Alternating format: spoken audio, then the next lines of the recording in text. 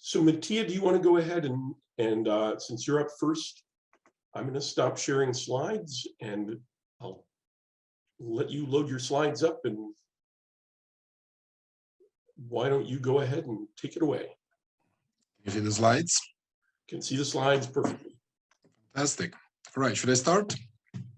Yes. Please. All right, thank you, Doug. Thank you, everyone, for joining this session. It's a pleasure to kick it off. It's a great session, and I'm very excited about hearing about the next papers in line. So this paper is a long-standing project of mine, which I was very happy to take out of the drawer for CSAE 2022. There's much room for improvement, as you will see, so any comments really welcome. I'm working on a final draft to then send it off. So the paper is titled, as you can see, Leaving the Foreshore. That is the way the Italians used to refer to Libya back in the colonial period, and is looking at the effect of the expulsion of Italian farmers from Libya throughout the post-colonial period. Now, the paper has an economic history question, as you can see, but I think this setting has interesting angles for development questions as well. And the first one is the first one you see here on this slide, which is how does the removal of farming elites affect the agricultural sector of a dual economy and more broadly of a developing country? Okay, I think this is an understudied question that is worth investigating. And through the lenses of these expulsions of elite farmers, we can also think about the role of human capital in agricultural development, as I said, through the lenses of this, what I will call quasi-natural experiment, quote unquote.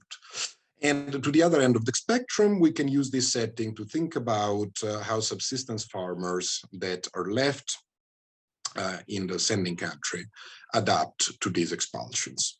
I'm not going to say much about the motivations, but basically I do think that the role of farming elites in developing countries is generally poorly understood, and more work needs to be done in this direction. And also the adaptation of local indigenous farmers to the removal of farming elites is under-researched. Now, this is an interesting question in general when it comes to elite farming, but also something that happens surprisingly often during the 19th century, if we think about expulsion of white farmers from Zimbabwe, for instance, or Kenya. And of course, there's an interest specifically on the economic history of post-colonial Libya, which is also under-researched. Now, I'm not going to spend too much time on the data. It's a bit of a detective work I've done here on the data, and as it often happens, the final outcome is far from perfection. But I did manage to build a panel district level data set made of 46 districts that I observed over 4 years. Those years are just before the end of colonialism in Libya in 1939, and then 96, 74, and 2005. Now, the 1939 data comes from archival sources that are retrieved in Italy. The 1960 data comes from agricultural census of the United Kingdom of Libya, which comes at the village level, while the 74 census is the one that actually gives us the 46 districts. This is the first census of the Republic of Libya, okay, made by Gaddafi. And then the 2005 is FAO data. Through these different sources, I've got data on mostly ground crops and ground crop output, which I can use to calculate cereal productivity. I have information about the agricultural labor force, concentration of physical capital such as machinery, tractors in particular, and also on total population of each district. I use this data to run a triple difference estimation that studies the effect of Italian expulsions on agricultural performance. And by agricultural performance, I mean mostly land productivity in terms of cereal production and commercialization.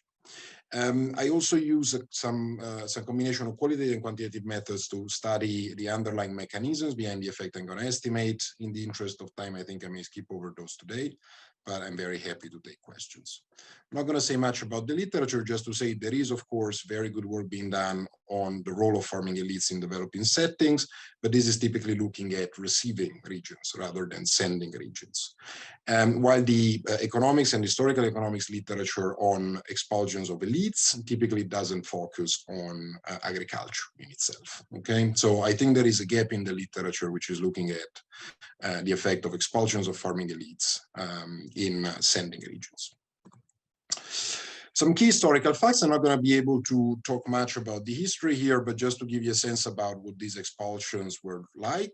Italians were kicked out of Libya in 2 separate steps, which is really the nature of the quasi-natural experiment I will use in this paper. First, from the east of the country in 1942, in the setting of and in the context of the British occupation of Libya. Farmers in Tripolitania, so in the west of the country, were allowed to stay throughout the British military administration and under the United Kingdom of Libya up until 1969, but were then expelled by Gaddafi in 1970. There was a unilateral expulsion, and they were never allowed to go back. We're talking about around 40,000 Italian farmers at the end of the colonial period. About 10,000 were left when Gaddafi expelled them in 1970. And this is on a map how the expulsions look like. Okay, so the say darker shaded area is Cyrenaica, where the expulsion happened in 1942, while the lighter shaded area is Tripolitania, where the expulsion happened in 1970. As you can see, there is within variation in Italian presence within these bigger regions, and this is something I will exploit in the triple different approach that you will see in a second, whereby the idea is I can either use a simple difference in difference approach when I compare a region affected by the expulsion before and after the expulsion with all other controlled districts, or I can also compare in a triple difference approach Italian districts in an affected region with Italian districts in a non-affected region before and after the expulsion, also relative to an additional control group, which is Libyan districts in the affected region, pre and post. I will show this more formally in a second, but in a slide, this is the intuition of what I do. Now, in terms of outcome variables that I use to capture this transformative effect that the expulsion had on the Libyan agricultural sector, I use some, these are the second, third, and fourth bullet point on this slide, some pretty standard measures such as yields of cereals per district, nominal output in 1982 dollars per district, and nominal output per worker. At, again, district level. And then perhaps the more complicated measure I needed to come up with is a proxy for commercialization, which I built based on a distinction between commercial and subsistence crops, which I define based on a working definition, which defines commercial crops as those that are inedible, perishable, and absent from the local diet, okay? These typically correlate with those with higher value or those that are destined to exports, but of course there is a problem in defining commercial crops through endogenous definitions, which also depend on agricultural productivity. So in the baseline, this is the definition I use, and then I have different robustness checks. So in practice, commercial crops that are ground crops tend to be stuff like peanuts, melons, tomatoes, tobacco, sugarcane, stuff like that. As opposed to subsistence crops, which are the traditional ones used by the, and traditionally farmed by the Libyan farmers, which are typically grains. So barley, wheat, millet, and potatoes, okay? I use these two outputs to build a commercial share of ground crop output relative to the total ground crop production per district. And I define a district as commercialized if it produces more than 80% of its ground crop output from commercial crops, okay? I use different robustness checks for this cutoff, but the reason behind this cutoff is that the distribution is highly bimodal. So I'm basically picking the 75th percentile here. Now, I have my back bottom covered by the Zoom thing, but this should be it. So yeah, basically think about this cutoff as splitting the second hump of the distribution here, okay? And this is basically what I'm using. Now, if we use this data in a simple difference in difference framework where, as I said on the previous map, you can simply compare a region affected by the expulsion of Italian farmers, post interacted with a post dummy, with some population controls, some specific time trends, district level fixed effects, and time fixed effects, error clustered at the district level, this is what we get. Now, imprecisely estimated coefficients for the likelihood of a district to be commercial after the expulsion, also imprecisely estimated coefficients for output per worker and total output per district, but precisely and perhaps surprising significant and positive coefficient on cereal output per hectare. So yields seem to go up after an expulsion. Okay. Now, of course, this is mostly descriptive, doesn't exploit the within region variation I was mentioning you before, which we can very simply exploit by building on this simple difference in difference framework, where we simply take our previous interaction of affected region post and interact this term with an indicator for whether any amount of land was cultivated by Italians in the colonial period. Okay. And then we can add the relevant time varying terms that basically allows us to estimate this effect within the affected region. So basically comparing Italian districts affected by the expulsion with Libyan districts affected by the expulsion, and then relative to Italian districts across the country pre and post. Okay. And I hope this is clear. The rest of the model is exactly the same as you've seen on the previous slide. Now, once we implement this triple difference exercise, we get the following results, which are quite interesting. So first of all, we now estimate a precise and strongly negative coefficient on commercialization. That is to say, there's about 50 percentage point lower likelihood for a district to be commercial after the expulsion of the Italians, relative to both Italian districts in the other side of the country and Libyan district in the same region. And we see again this very strong positive response in terms of yields, okay, which really seems to be a strong feature of the data, which seems to suggest that indigenous adaptation to this expulsion is to increase land productivity of traditional subsistence crops. Okay, and this combination of effects mitigates the potentially negative effect we would expect on the actual nominal output per district or nominal output per worker, because in fact we see here in columns 2 and 3 that no negative effect can be estimated here. Now, these effects lump together, I use here the word stack, the two expulsions, okay? But the two are heterogeneous and happen in very different macroeconomic conditions. So in fact, the 1942 expulsions happened in a period of economic stagnation, while the 1970 expulsion happened in a period of strong economic growth that followed the discovery of oil and the exploitation of oil in Libya. So what we can do to get some more insights into what is going on here, we can look at the effects separately by simply splitting them up. On this slide, you can see the reasoning behind this, whereby you see this GDP line again at 1982 prices, which really shows how the 1970 expulsion happened in a period of booming economy for Libya, which also translated in much higher prices for agricultural produce and therefore different economic incentives for farmers to adapt. And about when we 3 minutes left, Mattia. 3 minutes, thank you, Doug. I'll rush through the next few slides. When we split the two expulsions, or the two shocks, shall we say, we see very different results. So first of all, something that is actually consistent across the two is this negative effect on commercialization, whereby in both the 1942 expulsion and 1970 expulsion, we estimate a negative effect on the likelihood of being a commercial district. Okay, but what changes between the two is that for the 1942 shock, we don't see this significant and positive response on cereal yields. And at the same time, we see a negative effect on total nominal output per district, okay? Which does not happen in the period when there are stronger market incentives for production, where we see a stark jump. This is about 2 times the mean, okay, of the full sample. A stark jump in agricultural productivity related to subsistence crops yields, okay? And as you can see here, this seems to mitigate the potentially negative effect on total nominal output. So it seems like macroeconomic incentives matter a lot when defining the indigenous response to these expulsions.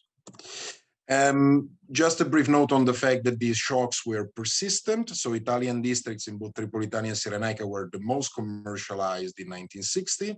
In 2005, they are the least commercialized in the country. And this is as opposed to other lumped together Libyan districts that had a steady increase in levels of commercialization. I'm not going to spend too much time on the mechanisms, just a note to say that if we wonder about whether the removal of the Italian farmers entailed a reduction in simple reduction in the labor force, physical capital, or human capital, as I do not observe human capital directly at the district level for farmers specifically, I can start by tackling this question by introducing controls for proxies of labor availability and physical capital. This is share of agricultural workers over the total, which you see introduced here as a control, and amount of tractors per worker that were available.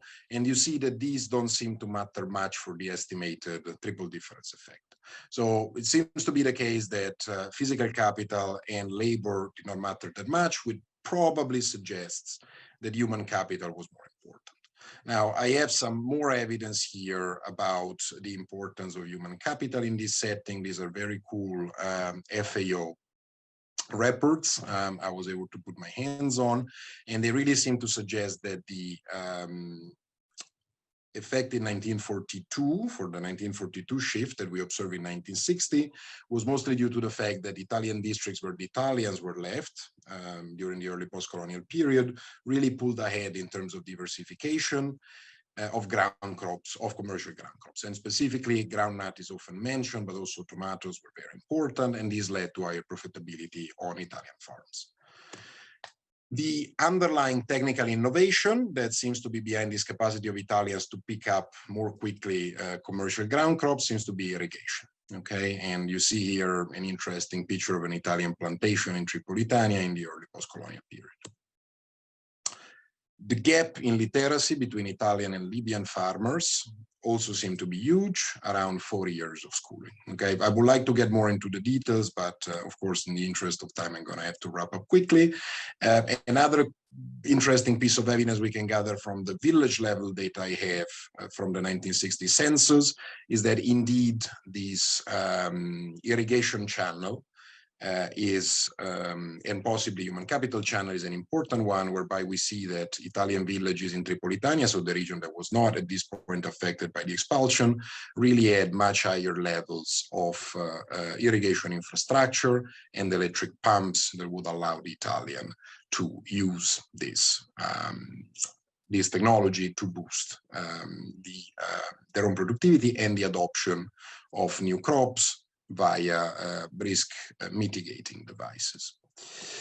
I think I'm out of time, so I will just quickly conclude. So I think what I've shown you today through this first simple difference in difference approach and then triple difference approach is that the expulsion of Italian farmers, which I've labeled as farming elites from Libya throughout the post-colonial period, has a twofold effect: a negative effect on the level of diversification and commercialization of ground crops in affected district, and also, if the macroeconomic conditions were right and the market incentives were right, to a quick reaction on the side of the indigenous local farmers through a boost in yields in traditional crops. Okay, but in the long run, there is a persistent reversal of fortunes, whereby the districts that used to be more commercialized in the early post-colonial period and colonial period are today the least commercialized. I couldn't say much about the mechanism. This is also the most tentative part of the paper, but there seems to be some evidence that the effect was linked to a shock in human capital that prevented districts from adopting more cutting-edge technology and from using it productively in diversifying their production. Okay, thank you all for your attention. Any questions or comments, very welcome. Thank you very much, Mattia, and thanks for doing your best to stick to time. We are, just as for those who came in a little bit late, we're going to deviate from the general format. Please, if you have questions now, feel free to put a hand up. There's none in the Q&A. But let's take a couple of questions for Mattia, if there are any. Craig, please. Yeah, I'm just curious, you have some of these metrics that really are about what people are choosing to grow, right? And so your commercialization metric is in a sense saying these are the crops that the Italians were buying. And then it felt like your cereals yield measure is being driven a lot by just the fraction of land devoted to cereals. I might have misunderstood. So I'm curious about the extent to which this is really just like land being redirected at producing for Libyans rather than producing for Italians. And how should we interpret that given the kind of political context of the overall expulsion? Yeah, so this is a great question. Thank you, Craig. I didn't have the time to get into the details of that. So the political context in early post-colonial Libya is one where the Italian community was small, but was chiefly producing for exports. Okay, so these new commercial crops they introduced were mostly being sent to Europe. Italy, of course, was a big market, and local consumption of these new crops was very limited. When they leave, at least in both cases, I should say, the land that they leave available is taken over by Libyans in both instances. So the total amount of land under cultivation doesn't really change. I could show this, actually. This is a good outcome to show. But the difference I observe, partly through the data, partly through these FAO reports I was mentioning, is really that the use that the Libyans make of this land is different. So they take the same land, which typically has a bit better level of infrastructure, for instance, irrigation, but also is sometimes better connected to transportation facilities, and they use it to cultivate again, to grow again their traditional grain crops, okay? And this happens in both cases, right? So in Cyrenaica, after the first expulsion, Italians leave and the Libyans go back and produce, just at a lower level of productivity for yields. In Tripolitania, they are expelled a bit later. The land is taken over by locals, obviously through a land allocation process managed by the government at the time. So the amount of land under cultivation doesn't change. They just use the land that was left available by the Italians to go back produce subsistence crops, which in this case happens at a much higher level of yields, okay? And I didn't have time to show this, but I did find some evidence. You can still see my slides, yes? No, but I think we're going to okay. need to wrap up here just in. Okay, sorry, but thanks, Craig. I'll get back to you. Maybe I owe you a better answer. Thanks a lot. I have a feeling that in the interest of time, we should just keep moving. So if people have questions for Mattia that they didn't get a chance to ask, we probably will run out of time at the end of this. So please send him an email or get in touch directly. Craig, I think it's over to you next.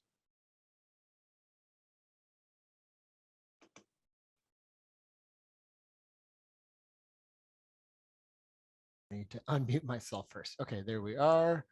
Okay, you can see that all right? Great. Yep. So, so this is joint work with Lauren, with whom I ran the project, and I think Sanghamitra is also going to present a project with Lauren.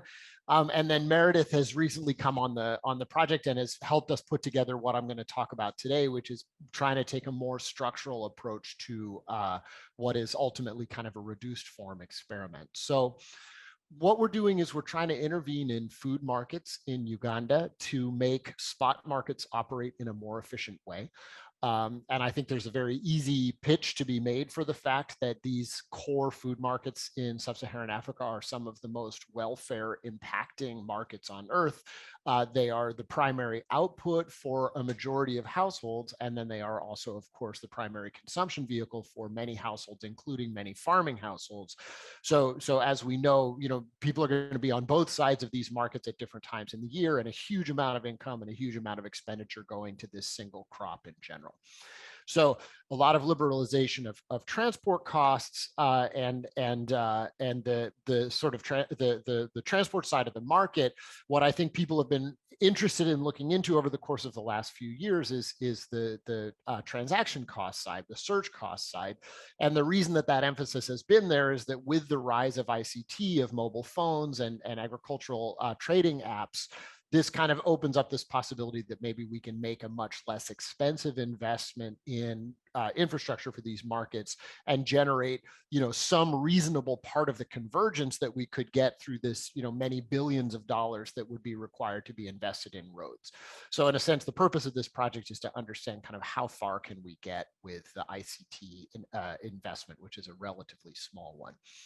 So what we're going to be doing is presenting this market clearinghouse, which is called Kudu. It's a technology that lets farmers post asks and buyers post bids. The system clears every day and matches up supply and demand, tries to find the best buyer for every seller. It's accessible via a simple feature phone on both sides of the market. And then we're going to be putting in place village agents who are going to help get people onto this platform. We're going to be sending out price information. And so this is a very kind of narrow, clean way of thinking about the search dimension of these markets. We're not bringing credit or grading or other services. It's going to be randomized across 110 sub-counties of Uganda, which represents about 1 million households. It's about 12% of Uganda. And we're going to study impacts over the course of 3 years. We have 3 data collection vehicles, the traders and the household surveys. What I'm going to talk about today is almost exclusively information that comes from market price surveys that were done for professional traders operating in regular fixed markets, and is trying to capture how the kind of GE style prices are changing in those markets over the course of time.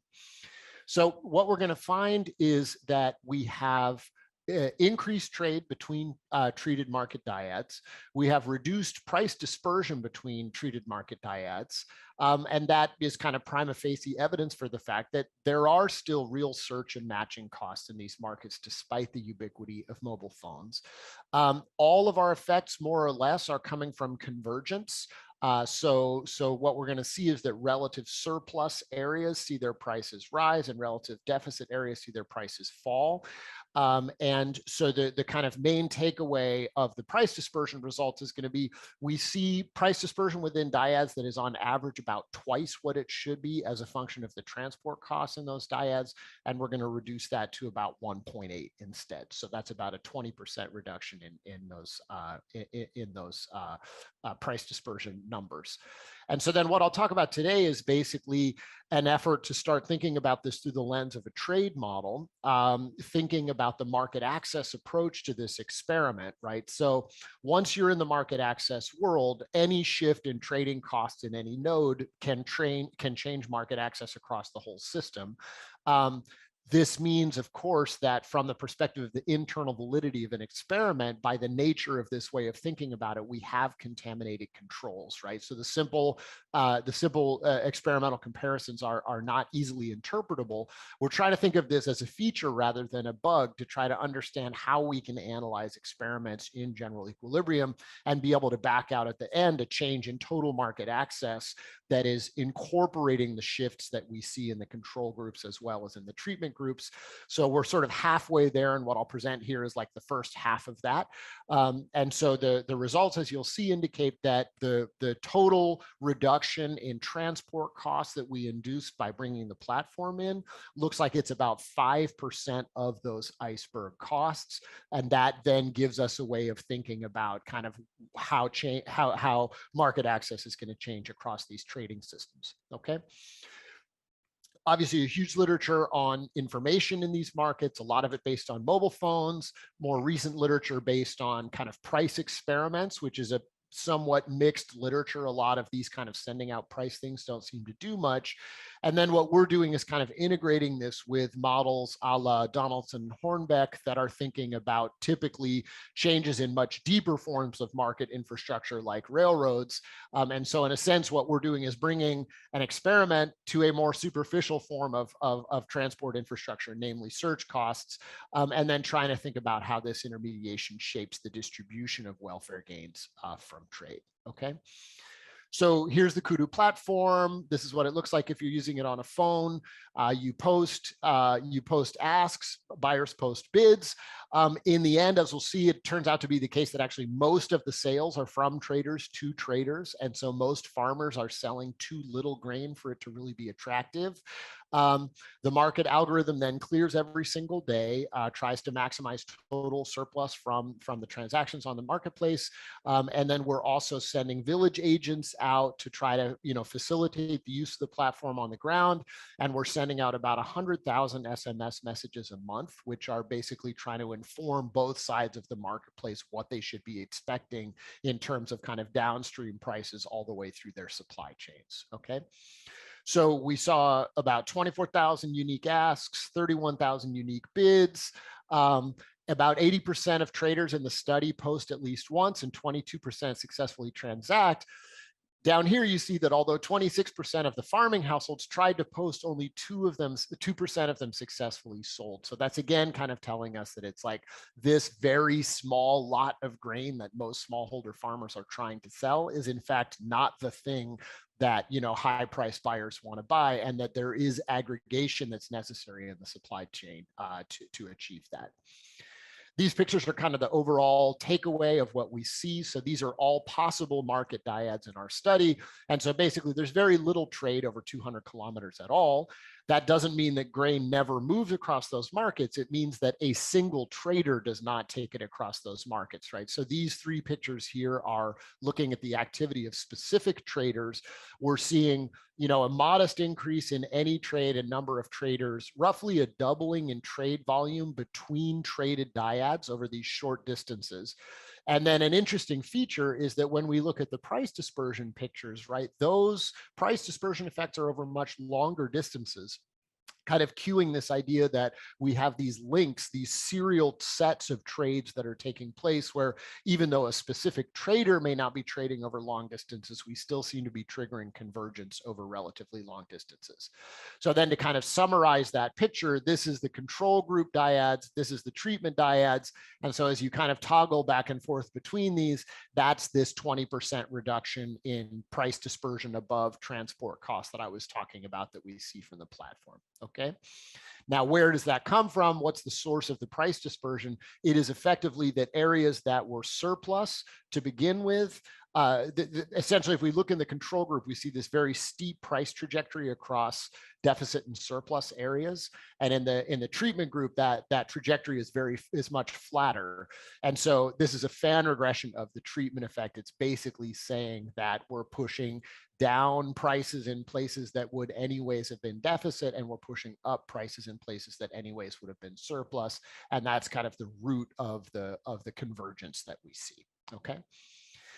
So then basically what I'll go through today is just trying to kind of summarize that through the lens of a trade model. And so what we're going to be doing is using an Armington setup for the time being. So assuming that we have these kinds of like differentiated crops that are being grown across different markets, we have a trade cost tau, which takes a somewhat more complicated form than the normal variable iceberg cost, because we're going to posit that we have both this variable cost V and then also a fixed cost F. And the reason for thinking about that fixed cost then is that when we move into kind of the normal gravity specification, we're going to be able to think about surge costs coming in as a fixed cost that alters the cost of trade. Okay. So basically, as in the normal gravity specification, the sales from own market I to other market J are going to be a function of expenditures in market J, your own price, the transport cost to get between I and J, a CES price aggregator on the other market J, and then this elasticity term. So then log linearizing that, we end up with this kind of familiar form that has the price elasticity term on log prices. It has the transport cost elasticity entering in the same way. And then this term here, which is entirely a function of other market terms and therefore can be controlled for through an other market fixed effect. So then getting a little bit more parametric about how we're going to use the experiment to think about transport costs, what we're going to do is just basically bring in a dummy variable for dyads in which both units are treated. And so then what we're going to think of this as being is kind of like an effective change in the iceberg cost, right? So we're bringing this dummy in, and this dummy is entering with an exponentiated coefficient of alpha. And so then when we think about taking the difference between the iceberg cost and treatment and control markets, then that is going to turn into just this coefficient alpha. And so what we're going to try to do then with a regression is back out the average value of alpha. So how do we do that then? Is we've got log trade flows on the left-hand side. We've got own log prices on the right-hand side. We've got this fixed effect for the other market that is knocking out all of the other market effects. And then just this simple dummy variable saying that both markets in a dyad are treated. Okay. So then this coefficient beta 2 is kosher because it's coming directly from an experimentally manipulated variable. This beta 1 is not, because obviously prices are endogenous, own price is endogenous.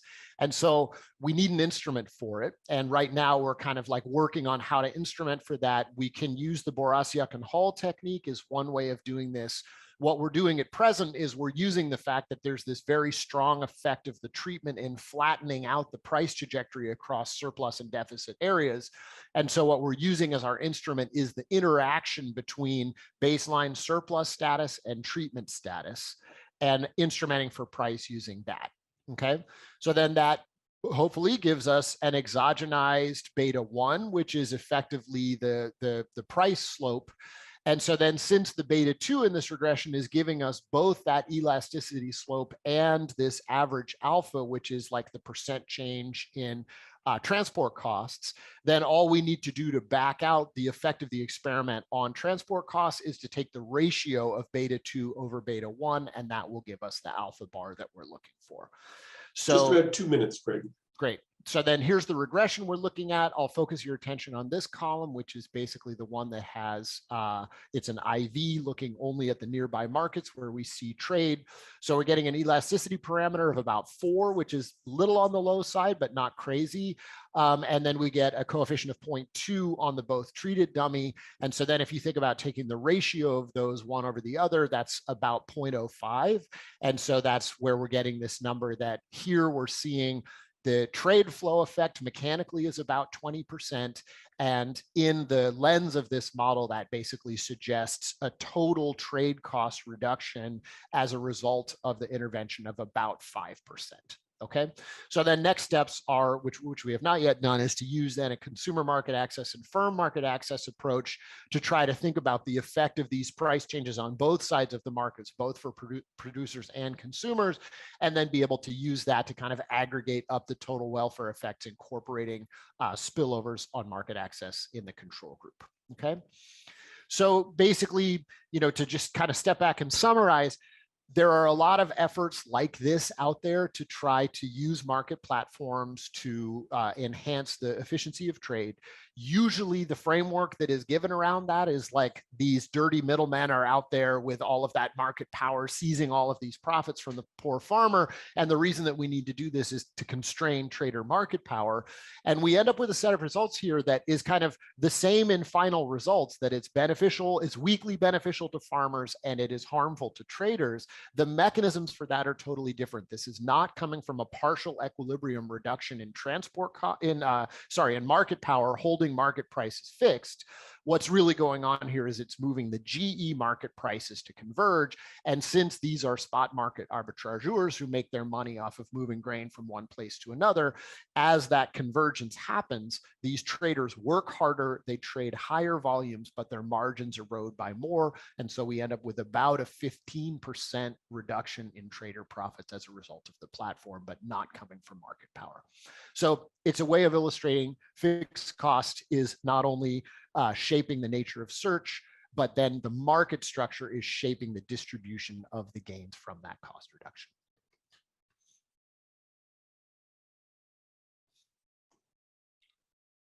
Great, thanks so much. Let me open this up for questions. For those who are attendees, if you just want to put a hand up, that's probably the easiest way for me to spot you. Mattia, returning the favor. Well, I mean, it's not really a favor, it's a cool paper. So I know the Horbeck and Donaldson stuff decently well, and their point is a lot about land prices. Are you able to look at that at all? Do you expect some short-term effects on that too, in terms of convergence between these markets, or not so much? Thanks. Yeah, so theoretically, those should be there. And I think that in a convergent story of the type that we're telling, those basically should be amortized into improvements in land prices in surplus area and a deterioration of land prices in deficit areas, right? That's what they should look like. I think the truth of the matter is that the Donaldson Hornbeck are studying such a massive and permanent change to transport costs, right? That they have a hope effectively of seeing this amortized in these prices. We're studying, first of all, what is a much smaller intervention relative to the construction of railroads, and is also, unfortunately, a more temporary intervention. So I didn't get a chance to talk about it, but it's, although we ran the experiment for 3 full years, you know, the intermediaries that we were working in were not successful in coming up with a way of basically, you know, capitalizing and seizing these arbitrage benefits in order to be able to build a sustainable business model. So our effects are both smaller and more transient. And I think just from power perspective alone, there's no hope that we would be able to detect them. So I think theoretically, yes, those exist and those are there. I think our ability to actually find that, I mean, first of all, we didn't measure property prices, but I think I wouldn't have a hope, even if we had those, that this intervention was large enough to pick up detectable effects in land. Greg, if I can abuse my chair's role, you made the comment that traders, in some sense, don't seem to be acquiring a huge amount of rent. I wonder, because this is it's a perception that's quite widespread, that traders are very exploitative in these markets. I wonder if you can just comment on what you see as potential policy relevant findings with regard to the role of traders here. Yeah, I mean, I think that this is a drumbeat that's been building a bit over the course of the last few years. Brian Dillon has put out a nice summary paper of this literature that says, like, hey, you know, in fact, if you really dig into this literature, it's not so obvious that this market power effect is there. So I think we should be open to the idea that this is a stylized fact that we may have slightly wrong. That said, there are a couple of randomized experiments like Berquist and Dinnerstein and Kasaburi et al. That are doing these kinds of like randomized pass-through experiments that are still suggesting the presence of some market power. So let me just make the narrower claim, right, that finding that we don't seem to have had a large effect on market power with a search experiment is not saying that market power doesn't exist. It's saying that to the extent that it's there, search doesn't seem to be the source of it, right? So that nonetheless is not a small point, again, because so many of the kinds of intervention thrusts that we're seeing on the ground are focused around this idea. So I think my takeaway from a policy perspective is that what the things that we tend to see as the maladies in these markets, namely very steep price gradients across space, lots of violation of the law of one price, and also lots of temporal fluctuation in prices as well, that these things may have other sources in terms of why those maladies exist, and that therefore really focusing heavily on saying, what in a competitive market would cause those problems to exist? Things like price risk and other maybe stones that we haven't turned as much, that those would be promising places for us to be looking moving forward. Thank you. Any other questions? We have a very quiet audience today.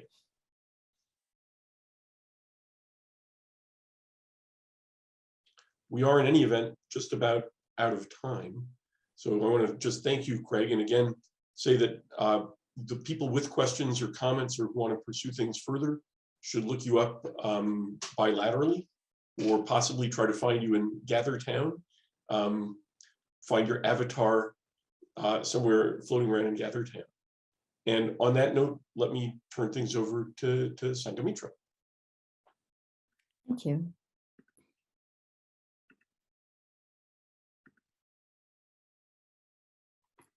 Great. Is everyone able to see the slides? Perfect. Wonderful. So yeah, very excited to present this paper today. This is Unlocking the Benefits of Credit Through Savings. This is joint work with Lauren Berquist, Marshall Burke, and Ted Miguel, and any feedback would be immensely helpful. Great. So I'll start with the motivation, where there is mixed evidence of whether microcredit can improve key livelihood indicators, especially as indicated by the Banerjee et al. Paper, which finds the lack of transformational impacts of microcredit for the average borrower. And even in settings where microcredit does seem to have positive and immediate one-time benefits on either revenues or profits, we see that it often fails to translate to more sustained dynamic gains. So either in terms of sustained increases in consumption or business growth. And in this paper, we explore one possible mechanism, and in our case, the limited ability to save. So we're really trying to see whether the limited ability to save limits entrepreneurs from being able to translate the one-time gains from microcredit to sustained improvements. So a quick overview of the paper before I dive into the details. So as I said, the research question is whether savings constraints limit a household's ability to translate returns from microcredit. And we do this by cross-randomizing access to a loan, as well as a simple savings technology. And in our case, this is a savings lockbox. The setting we work in is Western Kenya. We partner with One Acre Fund and are working with smallholder maize farmers in the setting. The data we have is 2 years of data with 3 rounds of household surveys for each year for a sample of about 1589 farmers.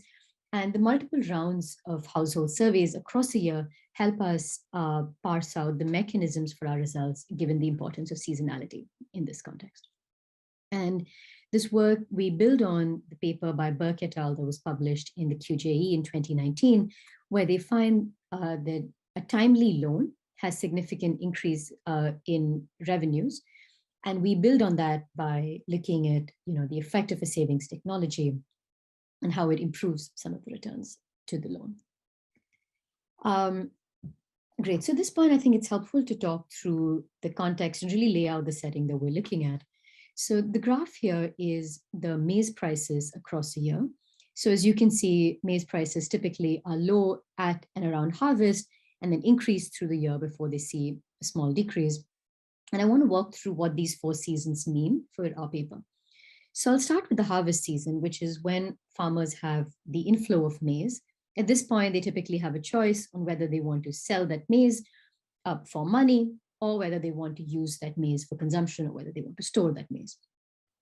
While our farmers do have access to, or rather do undertake off-farm employment, the harvest of maize is quite a large share of their annual income. In this case, more than half the annual income will typically come from their maize farms. The next is the post-harvest season, which is characterized by lumpy and large expenditures. So in this season, farmers typically undertake almost 43% of their annual expenditures occur in the post-harvest season. And then is the planting season, which is when farmers need to invest in farm inputs. And as you can see, the planting season, while is likely to have positive impacts for future harvests, it occurs with a lag after harvest. So there's almost a 4 to 5 month lag between when farmers get the maize at harvest to when they need to undertake expenditures in their field. And last is the pre-harvest season, which is also known as the lean season or the hungry season. And this is when it is characterized by a sharp decrease in consumption, and usually food consumption around this period, as farmers usually have limited liquid cash with them at this point. With that, I'll talk through our cross-randomized design. And so we have a sample of 1589 farmers. As I said, we cross-randomized access to a harvest time loan, as well as a savings lockbox. The dark gray shows the sample size for year 1, and the light gray shows the sample size for year 2. And I want to briefly touch upon what we mean by, or what in our setting is the loan in the lockbox. So the loan is a cash loan of around $100 provided in the post-harvest period. And it's got a 10% rate of interest. Farmers can repay it over a period of 9 months. The repayment is flexible, so they can choose how much to repay when. There is no collateral, and the take-up of the loan is fairly high, at around 63%. And the lockbox that we have in our setting is a simple metal box. It's got a lock, and the farmers get to keep the key with them, so they're free to open the box whenever they want. And we think this can encourage savings through 3 mechanisms. One is it's a safe place to store money. You can protect it from theft. Second, it's easy to keep hidden, so farmers are not under the obligation of showing this box to their family or friends, so they could choose to keep it hidden. And lastly, through the mental accounting effect. We see, again, even for the logbox, we see, happy to show the results here, but we see the take up at when it was provided was around 97%. And even in the long run follow-up, which occurred about 3 years after the intervention, we see that over 50% of the farmers are still using the logbox for savings. With that, I'll talk through our primary results table here, and then spend some time walking through the mechanisms that we have. So we focus on 4 primary outcomes. There is the net revenues from maize. This is the difference between the revenues earned from selling maize minus the revenues earned from purchasing maize. We have total monthly household consumption in logs. This is a combination of food consumption as well as non-food consumption, both elicited using recall. We have farm investments, which is a combination of asking around questions around the amount of detailed questions around chemical inputs used, hybrid seeds, etc. And lastly, school fees. And here we focus on school fees paid in cash. As you can see, for all the regressions, we've pooled the data across the various rounds. And for farm investments, you might notice it's about 1/3 the others, because data for farm investments is only elicited in the planting period, which is when farmers would typically undertake farm investments. We have our results in 2 panels. So panel A is the treatment effect of the loan.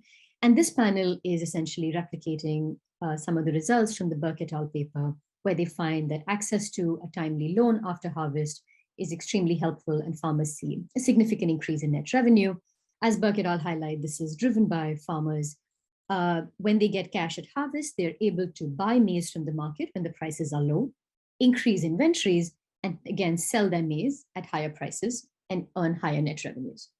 But what stands out in panel A of this table is, while there is an increase in net revenues, this does not translate to significant increases in total household consumption, farm investments, or school fees. And with that, I move on to panel B of the table, which is looking at the combined effect. So here we're looking at the treatment effect of the logbox conditional on the loan. And here we see that amongst farmers who received a harvest time loan, access to a savings logbox leads to a significant increase in consumption, as well as a significant increase in farm investments. For school fees, we see effects that are positive, as one would expect, but not significant. Now, in a moment, I will, in my next slide, talk through in detail the effects on consumption. But briefly to touch on farm investments, this, as you can imagine, is, for a lot, though farmers, when they get a loan, are seeing significant increases in net revenues, but a logbox really helps translate this money or move this money intertemporally across time to meet farm investments in the planting season, or as we'll see in a minute, to meet lean season consumption. Sanghamitra, a clarifying question from Marine says, what's the recall period over which the questions are asked in each survey round? I'm just trying to understand why you're pooling the survey rounds. Sure, yeah, thanks, Marine. We do also have results in the paper with across the different pool rounds to understand the seasonality. So for most of these, it's typically a 30-day recall. For food consumption, we have a 7-day recall. For non-food, it's 30. But for most of the others here, it's typically a 30-day recall. And we pool the effects to get a sense of the total treatment effects. And then we, in the appendix, also show tables for each round to sort of see which rounds are driving the effects. And I'll touch on that briefly in one of my next slides, but thank you. So to just summarize, the key results here is that among farmers who are offered a loan, the additional offer of a savings technology, we see increases household consumption by 7%, increases farm investment by 11%, both quite significantly large effects. And we focus on 2 primary mechanisms that might be driving these. One is the ability of a lockbox or a savings device in moving funds intertemporally. And second, in its ability to protect funds from kin. Over the next 2 slides, I will talk through both of these mechanisms. So for mechanism 1, which is moving funds intertemporally, I take the example of consumption to show you the results. And I unpack the timing for consumption and savings. So I'll start with the graph on the left, where the solid blue line is the household consumption for farmers who got a loan and a lockbox. The dotted blue line is the household consumption for farmers who got only the loan. So as you can imagine, the difference between these two is the treatment effect of the lockbox. For this, we should be looking at the axis on the left, which is household consumption. With that, we bring in here this savings from the lockbox. What we mean by this savings, and here we should be looking at the axis on the right for lockbox this savings, it's negative savings. So the idea is when farmers, a negative value would indicate that farmers are adding money to a lockbox, and positive indicates that farmers are withdrawing money from the lockbox. I show these effects over time to see how it pans out through the agricultural cycle. So as you can see in this setting, for farmers who had only a loan with no lockbox, you can see around April or May, we typically see a decrease in consumption. And this is quite common in these settings where kind of food consumption, but specifically food consumption, declines close to the lean season. However, as you can see, for farmers who had a loan and a lockbox, they're able to delay this dip in consumption by a period of around 2 to 3 months. So the dip in consumption that otherwise would happen around April, May, now happens in July. And this orange line, which is the dis savings in the lockbox, shows that it is at the start of the lean season that the dis savings in the lockbox becomes positive, which means farmers do start withdrawing from the lockbox in the lean season, and this really helps delay the dip in consumption. On the graph on the right, I show this is the bootstrap fan regressions. And as you can see, the treatment effects are really significant in the lean season, which is when you can imagine the marginal utility of consumption for households is the highest. However, with this sort of leading to the second mechanism that we have in mind is the results for consumption are not displaying a standard consumption smoothing mechanism. So it's not a case where farmers are decreasing consumption through the entire year and then increasing consumption in the lean season. As the graph on the right shows, you can see with the treatment effect of the lockbox, it's consistently positive with a large positive effect in the lean season. And we think this alludes to farmers who have a lockbox being able to protect money from family and friends. We show indicative evidence of this. While we do not have power to see the effects on our key outcomes, we do find evidence that farmers who had, we want to see whether farmers who had access to a lockbox reduce the amount of money they're giving to family and friends. So in this, the outcomes we're looking at is the amount of money transferred and whether or not they transfer money. Again, as in the table I discussed earlier, we have the treatment effect of the loan now interacted with whether a farmer is a money giver. So essentially, a farmer is giving more money than they receive, they're a money giver, whereas if they receive more money, they would not be a money giver. And in panel B here, we look at the interaction of a lockbox with a money giver. And I really want to draw your attention to column 2 here, where we see that farmers who do give more money at baseline, when they are given access to a lockbox, they're reducing the amount they lend and whether or not they lend to family and friends. I have 2 more minutes. Sure, thank you.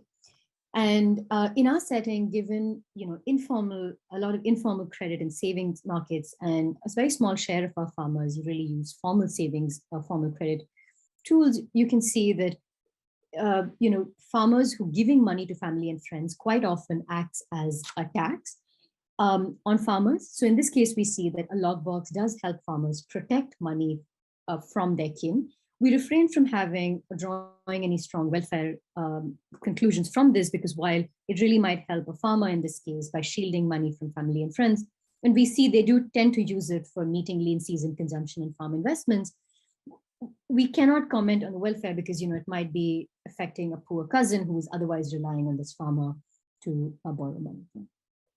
With that, in the interest of time, I will conclude by saying we, in our paper, provide a potential explanation of the often disappointing performance of microcredit, and we show that access to an improved savings technology can help translate short-term credit gains to long-term improvements in household outcomes. And in this case, our results really speak to the importance of complementarity of financial products in terms of credit and savings together working to improve household outcomes. So yeah, with that, I'll stop. Thank you. Happy to take any questions.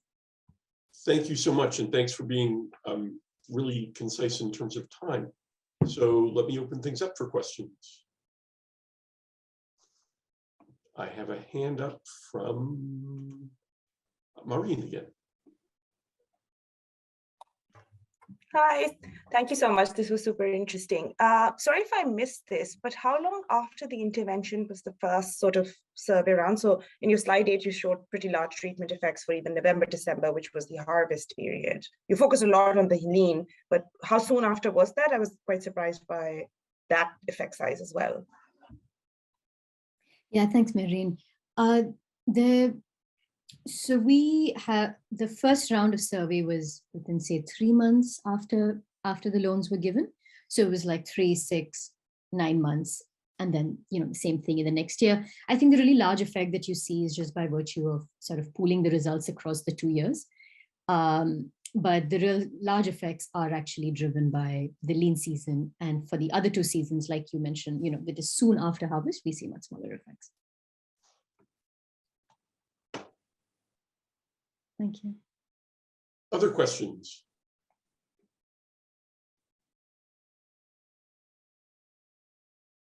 Mattia. Sanghamitra, thank you. This was fascinating. Can I ask you whether you had the chance of looking at how this intervention you make changes the distribution of funds within the household? Is that something you're interested at all? And does it make a difference? I mean, I guess it's ultimately about who's in charge of the money and how well they can protect it from other members of the same household on top of cousins or like more distant relatives. Yeah, thank you. Yeah, this is, unfortunately, we don't have the data on within household dynamic. It is something I'm very interested in. I think it would be very interesting to add to the study with those dynamics, but unfortunately, we didn't collect data on distribution of funds within the household. And actually, even within, if households lend or borrow from other households, we don't have much information on those households. So we're pretty much able to compare only, farmers in our sample. Can I just follow up on that? Because you talk about the transfers to kin as though they're a negative. And of course, there's an entire other literature which would treat that in the welfare sense as a positive form of social insurance. And I wonder, should we be thinking of this as corrosive of social insurance mechanisms? Yeah, no, absolutely no intention of painting the transfers between kin in a negative light, I think, which is why we sort of refrain from getting into the welfare, because we believe there is a strong positive welfare implication of the social networks and the ability to be able to share with kin, both across households, across time. Now, in our setting, I think all we want to make the claim is that we see that farmers who get access to a logbox do use it to some extent to shield that money from family and friends. And they do use it to meet lean season consumption, but we definitely acknowledge that there is, could be a potential negative effect of, someone shielding the money from a poorer cousin or a poorer family member who would have otherwise benefited from it. Thank you. If we still have a minute, Doug, can I follow up on this? So on this term, you use the shielding term, right? So what exactly do you have in mind? Is that a situation where people normally just, take the money? Yeah, or as opposed to, just some sort of different behavior on the part of the person who has the money that can say, oh no, it's in the strong box, so I can't access it now, or something like that. What's the exact meaning of the term? Yeah. So there's a combination of 2 things. There's a combination of like gifting and giving loans, and both exist, and we have data for both. This also exists in terms of both gifts and loans for money and for maize. Now, as you can imagine, for maize, it's much harder to shield it because very often these would be lying in bags outside the house. So if a family member wants to borrow some maize from you, it's difficult to say I don't have any because they can very visibly see it. So it's much harder to shield that. As for the logbox, since this was something new in the area and people didn't know about the existence of this logbox, so family and friends may not have known that the farmer in question has a logbox. So it's much easier in this case, at least for a certain period of time, to keep it hidden from family and friends.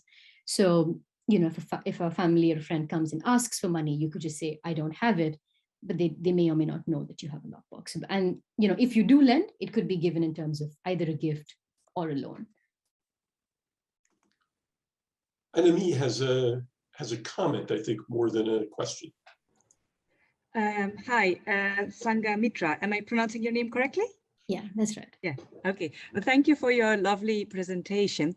I just came out of an exam for my development students, and one of their questions was actually on credit markets. So it made me reflect on your paper, which actually would be a good case study for them. And one thing that we try to think about with microcredit is a lot that the amounts given are usually quite small and the repayment schedules are usually quite inflexible. And as such, I mean, the bulk of the literature, if you want to summarize it, it usually shows indeed that you can see some effects on the margin there, some improve in terms of welfare, but you don't see large transformations. And for that, we need to actually look at entirely different credit mechanisms instead. Think about rollout of rural credit through banks in India. So kind of just a little bit reflecting on it, how much do you see solutions like this? This is a big picture questions, and similar solutions perhaps, resulting in transformation, the transformational effects we do need to see in agriculture, the massive amount of technological uptake in terms of hybrid seed, irrigation solutions, buying tractors, things like that. So, or do we see this more as helping maybe really the smallholder farmers who will not do this as a main job in the long term? I'd like to bring you back a little bit to the big picture of transformation in agriculture in Africa. Thank you, Amy. I think in a lot of interesting thoughts here, but so one, definitely there is immense scope for, like you mentioned, a lot of microcredit contracts typically have smaller amounts of money, have very rigid repayments, which limit the benefits, to microcredit. And in this case, access to a more flexible tool. And there's huge literature developing now around flexibility in timing of repayment, flexibility in repayment structures, et cetera, which could have a large role to play in, in improving the returns from microcredit. You also mentioned sort of the bigger picture on agricultural markets.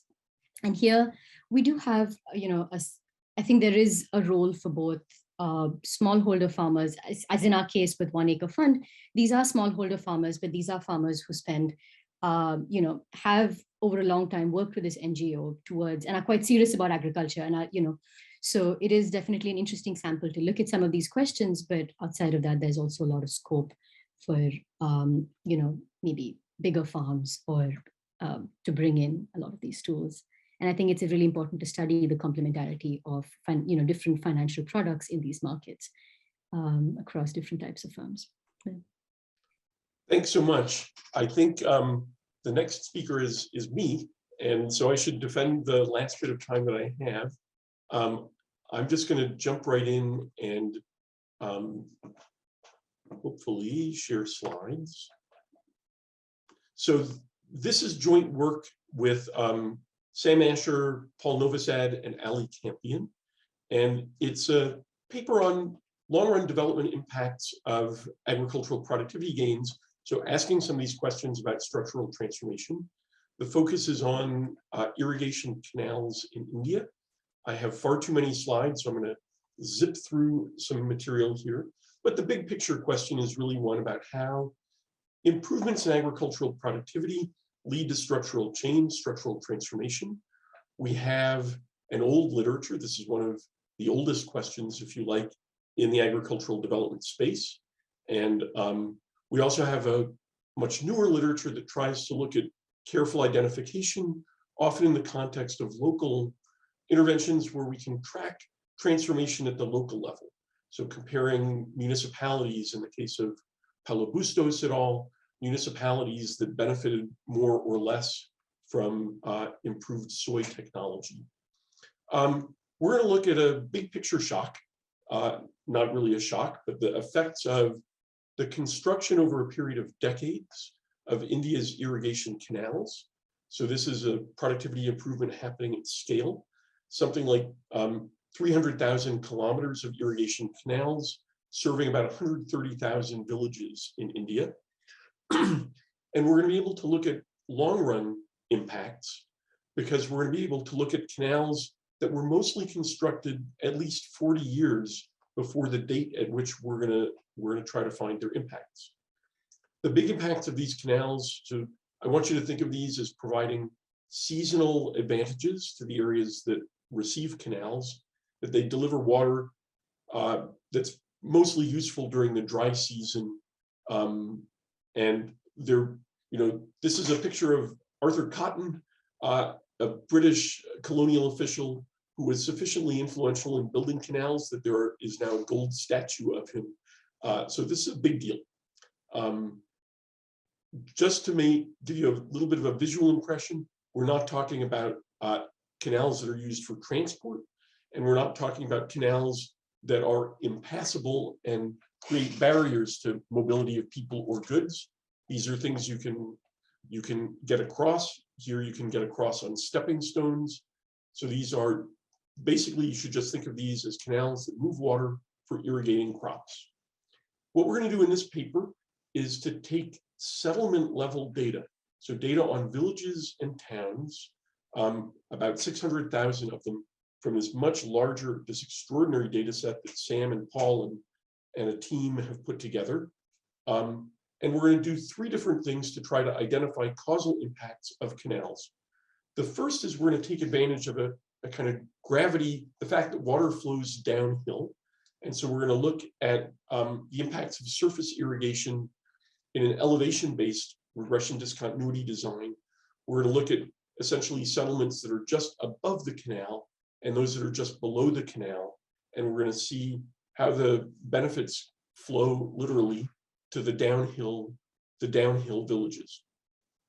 Second thing we'll do, because we're aware that, and I'll talk more about this, but because there's a lot of potential for spillovers, both you could think of spill unders of water actually flowing to the villages on the uphill side, penetrating through substrates or being available through groundwater, or just through economic spillovers, that the activity generated by the canals is not limited to the canals immediately below. But so we'll look for spillover effects by comparing both treatment and control communities to a distant set of controls that are farther away geographically.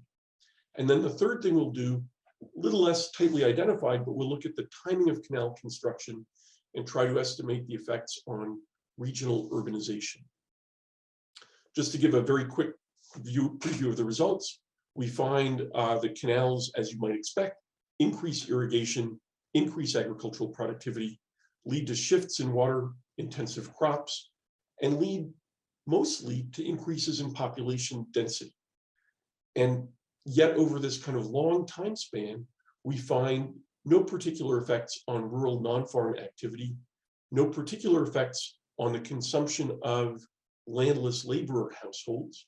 We do find effects on the consumption of land-owning households, and especially those that own the most land, so an increase in land rents. We don't find significant spillovers to the nearby non-agricultural sector, but we do find higher urban growth in the towns and small cities that are surrounded by, that benefit from having a large fraction of their hinterland get irrigation. So roughly speaking, the argument I'm going to make is that in the long run, productivity differences that are generated by the canal irrigation are mediated by a spatial equilibrium in which people, particularly landless laborers, are moving across the landscape. And structural change isn't happening in the villages and small communities that get irrigation. It's concentrated, perhaps because some kind of agglomeration effect, but concentrated in towns. So essentially in urban areas or urbanized areas. Okay, some very quick context here. We're in an area where rain-fed agriculture is the predominant form of farming. There's a long history of the British Raj. Actually, there's canal irrigation preceding the Raj. The British invested quite a lot in building irrigation canals. And really up until the 70s or 1980s, this was the dominant source of irrigation. Beginning in the 80s, you start to see canal irrigation displaced or becomes much less significant because of the emergence of tube well irrigation and groundwater use. roughly speaking, I'll skip over this briefly, but if you thought of what should we be expecting agricultural productivity growth to do, there's a literature that says we should see agricultural productivity growth as a stimulus to structural change and to movement out of the sector. That's a kind of old literature, but you could also imagine in a Matsuyama sense that increasing your agricultural productivity might in fact lead communities to specialize in agriculture rather than to move out of agriculture. So what we're going to see happening in our conceptual framework, we've got a model in the paper, is you can think of an initial period in which being connected to irrigation canals increases productivity. Labor mobility isn't very great in the short run. In the long run, though, you'd expect to see people moving in to work on irrigated plots, particularly to do dry season work. And so you see an expansion of the pool of laborers, but not necessarily to the extent that these communities are integrated into the larger rural economy. You wouldn't expect to see this showing up in wages, and you wouldn't necessarily expect to see non-farm activity taking place in the communities themselves that get developed if there are strong agglomeration effects or if there's scale economies in the non-farm economy. So, okay, roughly, here's the goal is to estimate the causal impact of access to canal irrigation. The challenge is that canals are obviously targeted. They're very much endogenous, and also that the effects we're going to find are going to depend on the geographic scale. So we do three different things. The first is we go looking for direct effects in an RD framework. So think of two different settlements here at different elevations, one a little higher elevation and one lower. Canal construction gives the lower settlement access to irrigation because the water flows downhill. Improved irrigation leads to greater agricultural productivity. So that's the expected effect that we should hope to find. And you might ask whether, in an RD sense, we see these lower elevation communities benefiting from non-farm activity relative to the higher elevation settlements. So that's one of the things we're going to look for. We can also ask, do we see spillovers to the uphill communities relative to villages that are farther away? So in other words, we can certainly imagine that either because of availability of water to the uphill communities or because of just general economic impacts spilling over, that we might look and see in relation to more distant communities that there's some structural transformation taking place here, which we would miss in the direct RD, but we can look at in relation to these more distant communities. And then finally, we can ask the question, do we observe growth taking place in regional urban areas? And that's the last thing I'll hope to show. A slide on the data. Again, I would just refer you to the shrug data that Sam and Paul have put together and made publicly available. A fantastic amount of data. In this case, we have additional detailed data on irrigation, including the construction dates of many canals, GIS data on the location of settlements and elevation, and a range of other outcome variables. So the analysis sample here is that we're looking primarily at settlements that are less than 10 kilometers from the canal branch. So we're not going to look at things far away from canals. And then within 50 meters of elevation from the nearest point on the canal, leaving aside a donut hole of communities, because the measurement of elevation for a community is communities vary in elevation.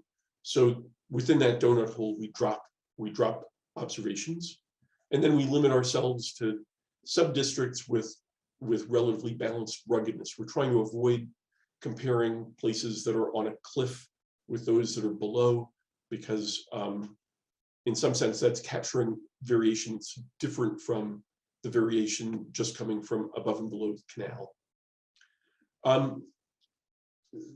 Quick slide on balance. We have a by and large, we have pretty good balance between our treatment and control communities.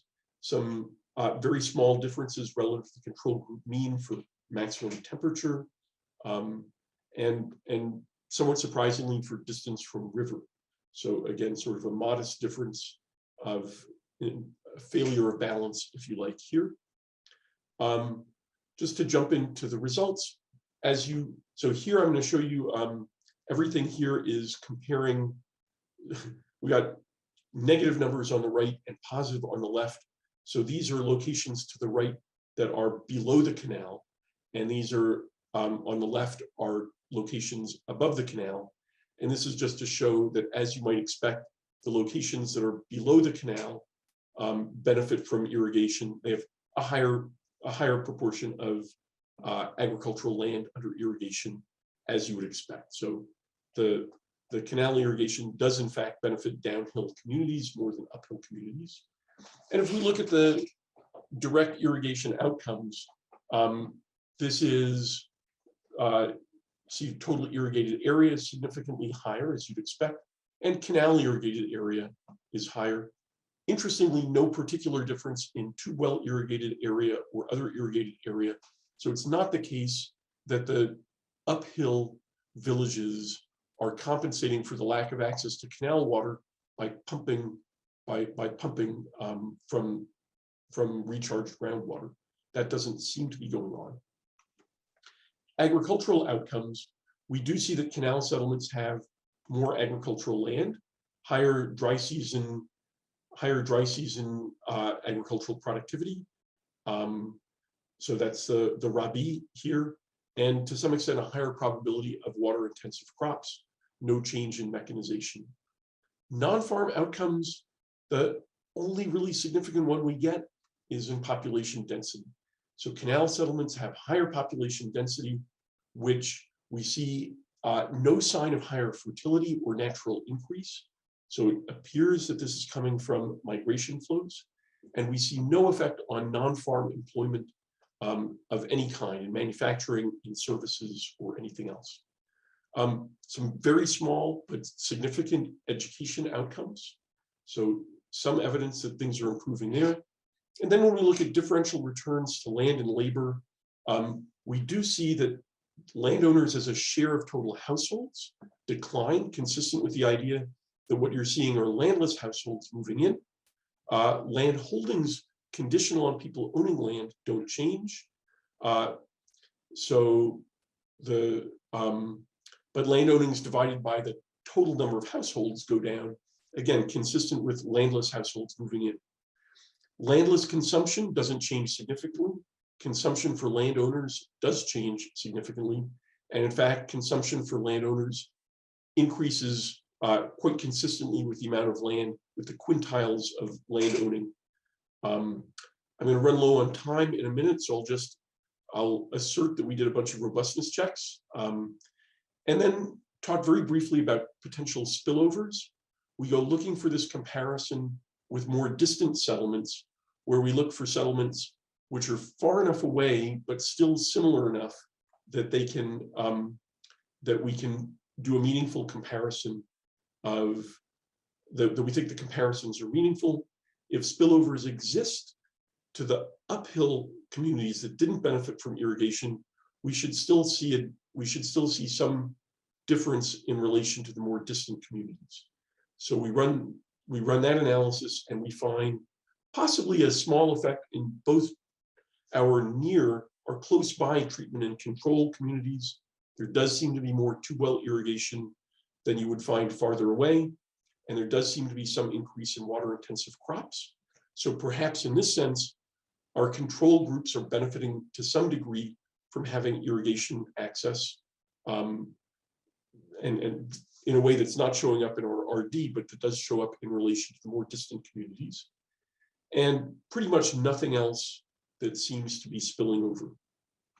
Finally, and just very briefly, we look for impacts on regional urban growth. And so the approach here is to ask, what happens to the growth of towns in relation to the proportion of area in their hinterland or periphery that benefits from canal irrigation? And so we do this in a couple of different ways.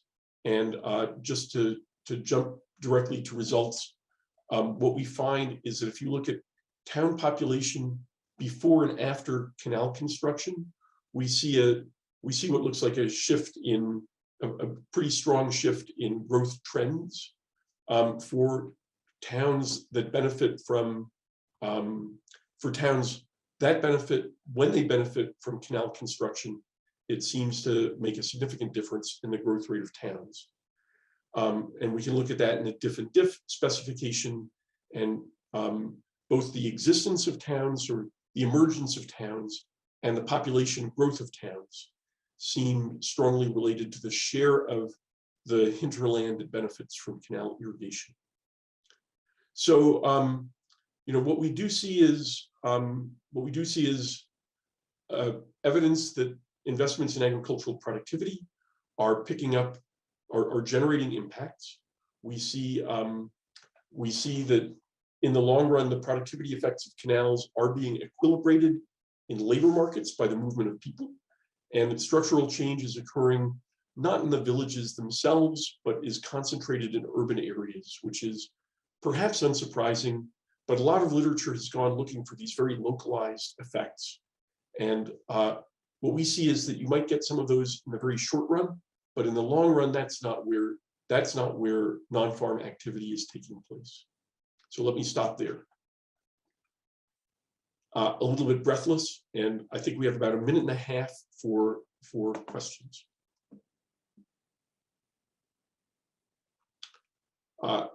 I saw that Mattia had a couple of things in the chat in the Q&A. Do you want to offer those now, Mattia? I've actually answered privately. Okay, I think Craig has a very question good. for you, and then I also have a question for you if we have Thank time. you. So And maybe Craig had a Craig hand should up. go ahead.